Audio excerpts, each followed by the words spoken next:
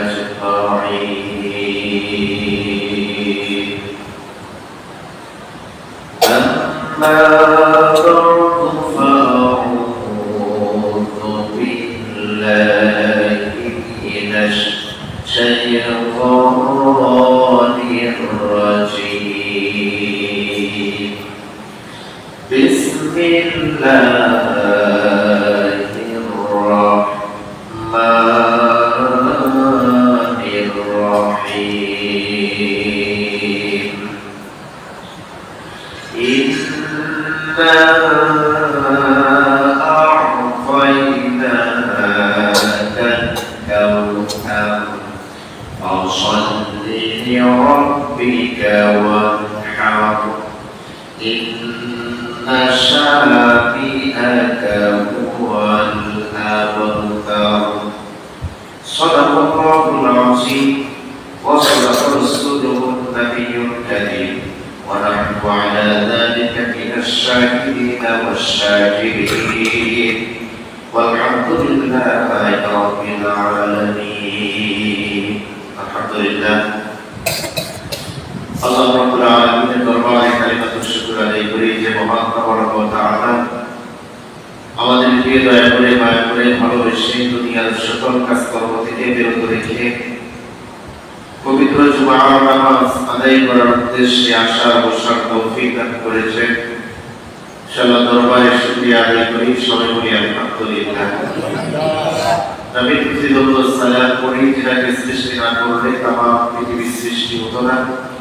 আপনি আমি সৃষ্টি হতাম না, সেই নবী সাল্লাল্লাহু আলাইহি সাল্লাম করি সকলে করি সাল্লাল্লাহু আলাইহি ওয়াসাল্লাম। সম্মানিত মুআজ্জাজ হাজিরিন, আজকে থেকে আমাদের আলোচনার বিষয় থাকবে কুরবানির উপরে। আল্লাহ রাব্বুল আলামিন এই কুরবানির বিষয়ে আলোচনা করতে যাইয়া আল্লাহ রাব্বুল আলামিন বিভিন্ন সূরায় বিভিন্ন জায়গায় এই কুরবানির আলোচনা করেছেন। তার মধ্য থেকে 114টি সূরার মধ্যে একটি সূরা সূরাতুল কাউসারের মধ্যে আল্লাহ রাব্বুল আলামিন কুরবানির কথা বলেছেন। এই কুরবানির শর্তের আগে, কুরবানির ইবাদতের আগে আল্লাহ রাব্বুল আলামিন বান্দার জন্য আরো কিছু করণীয় করে দিয়েছেন। শুধু কুরবানি করলে এই কুরবানি কবুল হবে এমন কিছু নয়, বরং কুরবানির আগে আল্লাহ যে কাজ করতে বলেছেন সেই কাজগুলি করতে হবে। সূরাতুল কাউসারের মধ্যে আল্লাহ রাব্বুল আলামিন সেই বিষয়গুলি তুলে ধরেছেন। আল্লাহ এই সূরা কাউসারে বান্দা-বান্দীকে সুসংবাদ দিয়েছেন কাউসারের, হাউজে কাউসার। প্রত্যেকটা মানুষ মরে যাওয়ার পরে কিয়ামতের ময়দানে উঠতে যখন মানুষের কলিজা শুকায় যাবে, জিহ্বা নাভি পর্যন্ত ঝুলতে থাকবে কুকুরের মতো পানির পিপাসায়, আল্লাহ রাব্বুল আলামিন ওই সমস্ত মানুষদেরকে পানি পান করার অনুমতি দিবেন যে সমস্ত মানুষরা দুনিয়ার জমিনে আল্লাহর হুকুম মেনেছে, রাসূলের তরিকা অনুযায়ী নিজের জীবনকে পরিচালনা করেছে, তাদেরকে হাউজে কাউসারের পানি পান করার ব্যবস্থা করে দেবেন সুবহানাল্লাহ। আর একবার যারা হাউজে কাউসারের পানি পান করবে তাদের আর পানির পিপাসা লাগবে না, বলেন সুবহানাল্লাহ। আল্লাহ আমাদের প্রত্যেককেই কিয়ামতের ময়দানে মুসিবতের সময় হাউজে কাউসারের পানি পান করার তৌফিক দান করে দেন। রাসূলুল্লাহ সাল্লাল্লাহু আলাইহি সাল্লামের সুপারিশ যেন আমাদের নসিবে রেখে দেন, সকলে বলি আমিন। দ্বিতীয় নম্বর আয়াতে আল্লাহ রাব্বুল আলামিন বলেন ফাসাল্লি লিরাব্বিকা ওয়ানহার। আল্লাহ বলেন তোমার রবের উদ্দেশ্যে, তোমার আল্লাহকে খুশি করার উদ্দেশ্যে সালাত আদায় করো, সালাত কায়েম করো, নামাজ কায়েম করো। ওয়ানহার তারপরে বলেছেন তোমরা কুরবানি করো। তাহলে কুরবানির প্রথম শর্ত হচ্ছে নামাজ কায়েম করা, নামাজ বাস্তবায়ন করা। যার জীবনে নামাজ নাই তার কোনো কুরবানি নাই। নামাজ পড়ে না সারা বছর, কুরবানি আসলে বড় গরু কুরবানি করে, এই কুরবানির কোনো দাম তাই কারণ রবের সাথে সম্পর্কের মাধ্যমেই হচ্ছে নামাজ।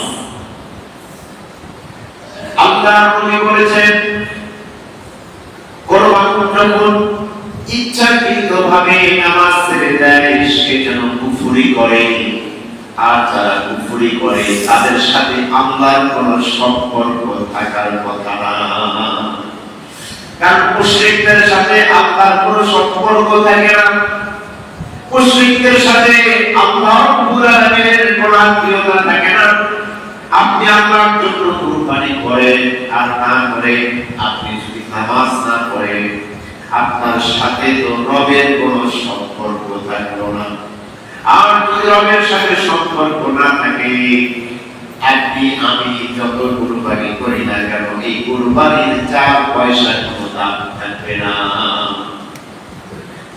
আল্লাহ রাব্বুল আলামিন কুরবানির ব্যাপারে কোন জায়গায় বলেন, কুল ইন্না সালাতি ওয়া নুসুকি ওয়া মাহইয়ায়া ওয়া মামাতি লিল্লাহি রাব্বিল আলামিন।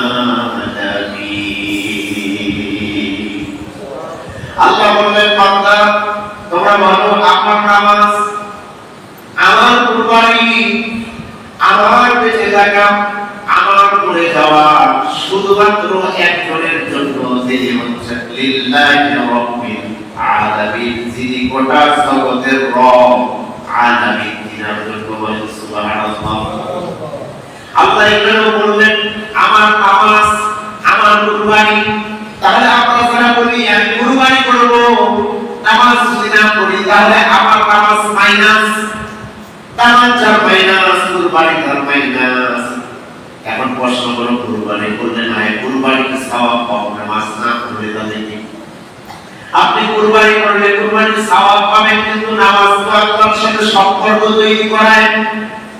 বান্দা যখন নামাজের মধ্যে দাঁড়িয়ে যায়, বান্দা যখন রুকুতে চলে যায়, বান্দা যখন সিজদায় চলে যায়, তখন আল্লাহ আর বান্দার মাঝখানে কোনো বর্ণা থাকে না। বলেন সুবহানাল্লাহ। নবী কি বলেছেন, আল্লাহর নিকটবর্তী হওয়ার জন্যই দরকার নামাজ। কি দরকার? আল্লাহর সাথে সম্পর্কটাই তৈরি করে কি? নামাজ। নামাজ যার নাই সে বলতে পারবে না আমার কুরবানি, নামাজ যার নাই সে বলতে পারবে না আমার মৃত্যু আল্লাহর জন্য, আমার বেঁচে থাকা আল্লাহর জন্য, তারা বলতে পারবে না। তাহলে প্রথম শর্তই হচ্ছে নামাজের পরে কুরবানি। নামাজ আমাদের 5 ওয়াক্ত আদায় করার দরকার আছে না? আল্লাহ রাব্বুল আলামিনের জন্যই বলেন, ফাসাল্লি লিরাব্বিকা ওয়ানহার, তোমরা নামাজ আদায় করো রবের সন্তুষ্টির জন্য, এরপরে তোমরা নাহার করো, কুরবানি করো। এবার আসেন কুরবানির ব্যাখ্যা কি? কুরবানি মানে কি? আমরা শুধু কুরবানি মানে শুরু করে বলি ঈদের দিনে একটা বড় গরু অথবা ছাগলের গলায় ছুরি চালায় দিয়া সেই জায়গা থেকে রক্ত বের করে দিয়া আল্লাহকে খুশি করা যাবে। শুধুমাত্র পশুকে কুরবানি করার নাম কি কুরবানি? কথা বলেন। পশুকে কুরবানি করার নাম শুধু কুরবানি নয়, কুরবানির উদ্দেশ্য হচ্ছে সময়কে কুরবানি করা, নিজের জীবনকে কুরবানি করা, নিজের জীবনের অংশটাকে কুরবানি করা, নিজের শরীরের আবসার রক্তটাকে কুরবানি করা।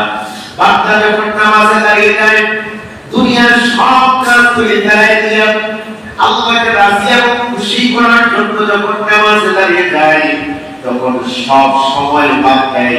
সময়টা তখন দেয় কার কাছে?